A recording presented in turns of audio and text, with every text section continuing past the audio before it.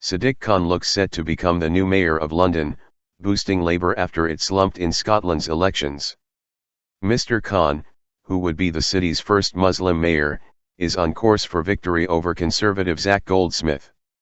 The result would bolster leader Jeremy Corbyn after Labour were beaten into third in Scotland by the Tories and lost English councillors. In Scotland, the SNP said it would form a minority government after winning its third election in a row. First Minister Nicola Sturgeon is celebrating what she said was an emphatic victory, her first as party leader, after the SNP emerged as the largest party at Holyrood with 63 seats, ahead of the Conservatives on 31 and Labour on 24. But she played down talk of another independence referendum after falling short by 2 seats of an overall majority. In Wales, Labour remains as the largest party, with 29 out of 60 seats, but was denied a majority as Plaid Cymru and UKIP both made notable gains. Counting is continuing in Northern Ireland, although it has been a good day so far for the DUP and Sinn Féin.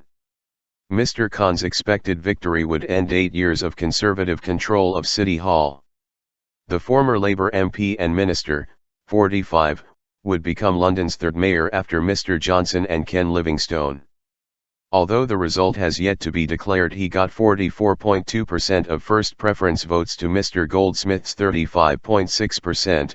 Second preference votes are now being counted, with Mr. Khan set to pass the crucial 50% mark when they are added in.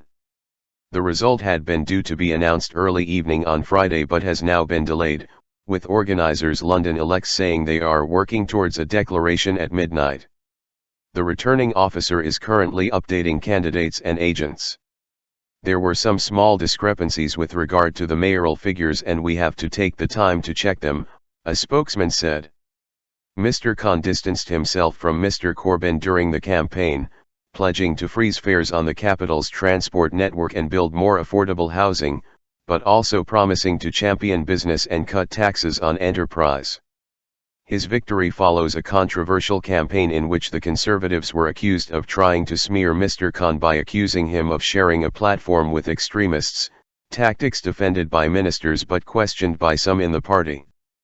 Mr. Goldsmith's sister Jemima has criticised how his campaign was run, while former Conservative Cabinet Minister Baroness Warsi called it an appalling dog whistle campaign.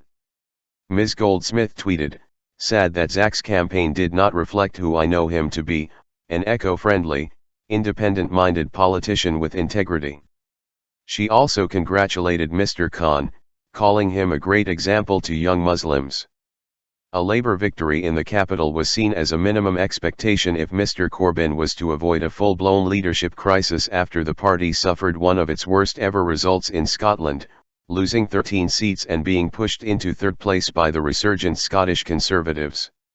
Speaking before Mr. Khan's victory, Mr. Corbyn talked up Labour's performance, saying it had defied predictions by retaining control of councils in the south of England such as Southampton, Hastings, Crawley and Norwich.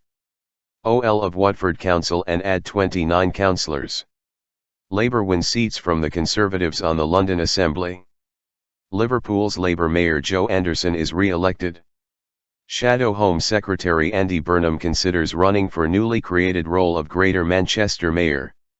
The Democratic Unionists and Sinn Féin were on course to retain their grip on power at Stormont as the Assembly election count neared its halfway point. Ex-Labour MP Vera Baird is re-elected as Police and Crime Commissioner for Northumbria, as the 40 results are declared. Labour's vote share is down about 6% on average on 2012, the last time these seats in England were contested, with 24 fewer councillors. But its share is up 4% on the general election in key wards, with the Conservatives down by a similar amount.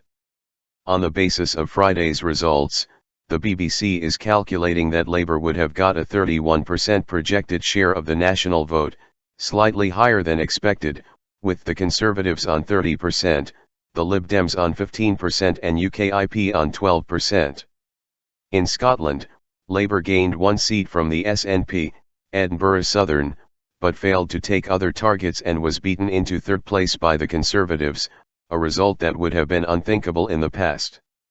Speaking in Edinburgh, Nicola Sturgeon said the SNP had a clear and unequivocal mandate and would govern on its own rather than in alliance with other parties. On the question of a future vote on independence, she said the SNP would make its case with passion, with patience, but will always respect the opinion of the people. But Scottish Conservative leader Ruth Davidson, who said any prospect of the issue being reopened in the next 5 years had been utterly shredded by the SNP's failure to win a majority. UKIP breakthrough. In Wales, Labour's vote is down by 8 points overall, the Conservative vote is down by 3 points, while Plaid Cymru is up by 2 points. Plaid Cymru leader Leanne Wood celebrated a famous victory after she took the seat of Rhondda from Labour in its South Wales heartlands. The Lib Dem Welsh leader Kirsty Williams resigned after her party was reduced to 1 seat in the Welsh Assembly. But the biggest story of the night in Wales was the performance of UKIP, which saw its vote increase by 12 points and saw 7 candidates elected. The party's leader Nigel Farage hailed it as a significant breakthrough. Thursday's polls were the single largest test of political opinion before the next general election, which is scheduled for 2020, with 43 million people entitled to take part. In total, 2,747 seats in English councils, spanning metropolitan boroughs, unitary authorities, and district councils, were up for grabs. David Cameron said the party's second place in Scotland and its showing in England, where it took control of Peterborough Council and won council seats in key Westminster marginals such as Dudley and Nuneaton, represented a good result for a party in government for 6 years. Local election day for sitting prime ministers is supposed to be a day of dread, waiting for the knock on the door like a condemned man waiting for a hangman, he said. But that wasn't what it was like last night.